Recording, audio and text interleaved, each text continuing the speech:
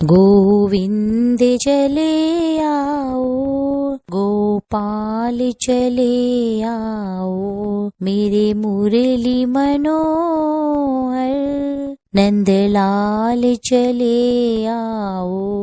प्रेम से बोलिए जय श्री हरे कृष्णा। आप सभी को चैत्र मास के कृष्ण पक्ष की पाप मोचनी एकादशी की ढेरों हार्दिक शुभकामनाएं। पाप मोचनी एकादशी का व्रत सभी एकादशियों में अति उत्तम व्रत माना जाता है। पाप मोचनी एकादशी का व्रत करने से भक्तों के सभी पापों का अंत होता है और पापों के अंत से मन निर्मल होता है। निर्मल मन में ही श्री हरि का वास होता है। आज की इस वीडियो में मैं आपको पाप मोचनी एकादशी की व्रत कथा सुनाऊंगी। आप सभी श्रोतागण इस कथा को पूर्ण रूप से सुनकर रसपान कीजिए। एकादशी व्रत की महिमा के बारे में स्वयं भगवान श्री कृष्ण ने धर्मराज युधिष्ठिर को बताया था। उन्होंने व्रत कथा सुनाते हुए कहा कि राजन, एक समय राजा मधांता ने लोमश ऋषि से यह पूछा कि हे मधुसूदन, यह बताइए कि जो भी मनुष्य जाने अनजाने में जो भी पाप कर्म करता है और उससे वह कैसे मुक्त हो सकता है। तब लोमश ऋषि ने यह कथा सुनाई। उन्होंने बताया कि कैसे चैत्ररथ नामक सुंदर वन में जवान मेघावी ऋषि तपस्या करने में लीन थे। तभी वहाँ पर एक बहुत सुंदर अप्सरा आई जिसका नाम मंजू घोषा था। वह ऋषि पर मोहित हो गई और उन्हें अपनी ओर आकर्षित करने का प्रयास करने लगी। उसी समय कामदेव भी वहाँ से गुजर रहे थे। उनकी दृष्टि अप्सरा पर पड़ी तो उन्होंने भी उसकी मनोस्थिति समझते हुए उसकी सहायता की, जिससे अप्सरा अपने प्रयास में सफल हो गई और ऋषि काम पीड़ित हो गए और उस अप्सरा के वशीभूत हो गए। इसके बाद ऋषि भगवान शिव की तपस्या भूलकर उस अप्सरा के साथ रमन करने लगे। अपना सारा ध्यान तपस्या से खो बैठे। इस प्रकार उस सुंदरी अप्सरा के प्रेम में पड़कर अपने जीवन के उन्होंने कई वर्ष व्यर्थ ही गंवा दिए। काफी लंबा समय बीत जाने के बाद मंजू घोषा ने मेघावी ऋषि से फिर से स्वर्ग लोक जाने की अनुमति मांगी, जिससे ऋषि को उस समय आत्मज्ञान हुआ कि उनके साथ छल किया गया है और उनकी तपस्या भंग हो गई है। इस प्रकार ऋषि को अपनी गलती का एहसास हुआ। यह सब जानकर ऋषि अत्यधिक क्रोधित हो उठे और उन्होंने क्रोध के कारण मंजू घोषा को बदसूरत और पिशाचिनी बन जाने का श्राप दे दिया। इस तरह अपना सुंदर रूप खोकर वह अप्सरा अपनी गलती का प्रायश्चित करने लगी। तब वह अपनी गलती के पश्चाताप के लिए ऋषि के चरणों में गिर गई और क्षमा मांगने लगी। कई बार प्रयासों के बाद ऋषि ने अपना क्रोध शांत करके उसे चैत्र मास के कृष्ण पक्ष की एकादशी के दिन आने वाले व्रत के बारे में बताते हुए कहा कि तुम सभी अनुष्ठानों का पालन कर पूरे विधि विधान से इस व्रत को रखोगी, तब तुम्हें मेरे द्वारा दिए गए श्राप से मुक्ति मिल जाएगी। मंजू घोषा ने ऋषि द्वारा बताए गए इस पाप मोचनी एकादशी व्रत को पूरी सच्ची श्रद्धा और पूर्ण विश्वास के साथ नियमों का पालन करते हुए किया, जिससे उसे उसका खोया हुआ सुंदर रूप सौंदर्य वापस मिल गया और वह ऋषि को धन्यवाद देती हुई वापस अपने स्वर्ग लोक को प्रस्थान कर गई। इस घटना के बाद मेघावी ऋषि अपने पिताजी के आश्रम में गए और सारी घटना को उन्हें विस्तार पूर्वक बताया। इस पर उनके पिता चौहान ऋषि ने कहा कि हे पुत्र, ये तो तुमने भी बहुत बड़ी गलती की है, जिससे कि आज तुम भी पाप के भागीदार बन चुके हो। इसलिए तुम्हें भी पाप मोचनी एकादशी का व्रत अवश्य ही करना चाहिए। तब मेघावी ऋषि ने भी पूर्ण श्रद्धा, विश्वास और नियमों का पालन करते हुए इस एकादशी व्रत को रखा, जिसकी पुण्य प्रताप से वह ऋषि भी पाप मुक्त होकर अंत में स्वर्ग लोक को गए। पाप मोचनी एकादशी व्रत अति उत्तम व्रत है, जिसके रखने मात्र से सभी मनुष्यों के सभी प्रकार के पापों का अंत हो जाता है और इस व्रत को करने से 100 गोदान करने के बराबर फल प्राप्त होता है।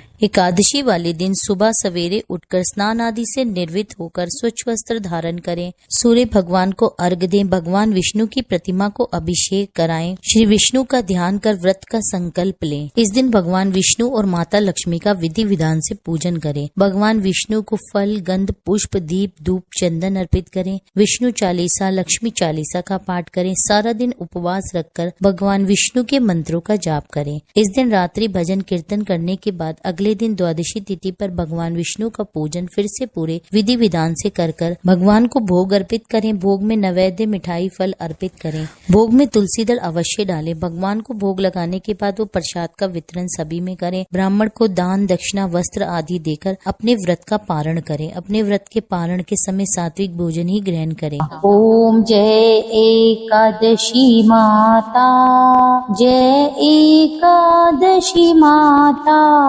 विष्णु पूजा व्रत को धारण कर शक्ति मुक्ति पाता।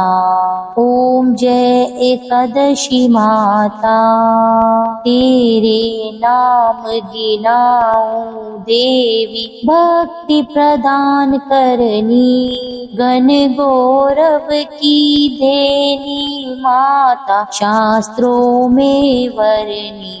ओम जय एकादशी माता, मार्गशीर्ष के कृष्ण पक्ष की उत्पन्ना, विश्व तारिणी जन्मी, शुक्ल पक्ष में हुई मोक्षदा, मोक्षदाता बन आई। ओम जय एकादशी माता, पोष के कृष्ण पक्ष की सफला नामक है, शुक्ल पक्ष में होए पुत्रदा, आनंद अधिक रहे।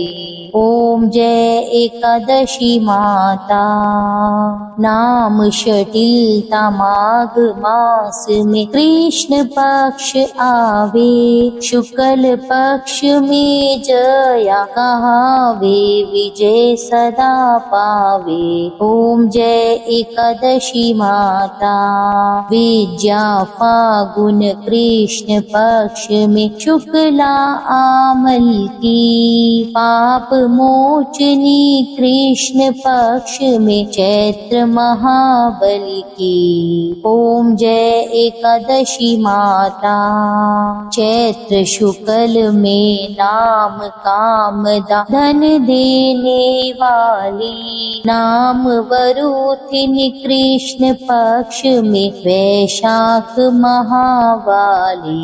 ओम जय एकादशी माता, शुक्ल पक्ष में होए मोहिनी, अपरा ज्येष्ठ कृष्ण पक्षी, नाम निर्जला सब सुख करनी, शुक्ल पक्ष रखी।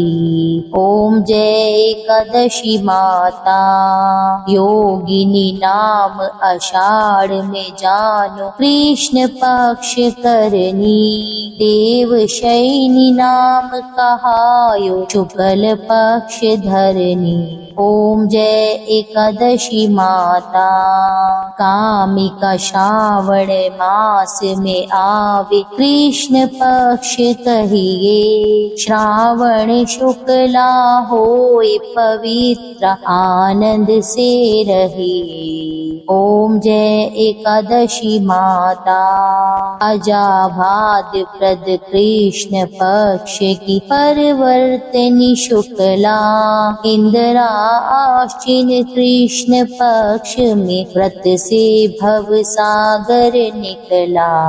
ओम जय जय एकादशी माता, पंपकुशा है शुक्ल पक्ष में आप हरन हारी, रमा मास कार्तिक में आवे, सुखदायक भारी। ओम जय जय एकादशी माता, देवोत्थानी शुक्ल पक्ष की दुख नाशक मैया, पावन मास में करू विनती, पार करो नैया। ओम जय एकादशी माता, परमा कृष्ण पक्ष में होती, जन मंगल करती, शुक्ल मास में होए पद्मिनी दुख दरिद्र हरणी। ओम जय एकादशी माता। जो कोई आरती एकादशी की भक्ति सहित गावे, जन गुर दिता स्वर्ग का वासा निश्चय वह पावे। ओम जय एकादशी माता। उम्मीद करती हूँ यह वीडियो आपको पसंद आया होगा। कथा अच्छी लगी हो तो इसके लिए मेरे चैनल को सब्सक्राइब कर लीजिए। वीडियो को लाइक करके कमेंट में लिख दीजिए 11 माता की जय। मिलती हूँ आपसे एक अगली वीडियो में, तब तक के लिए जय श्री राधे।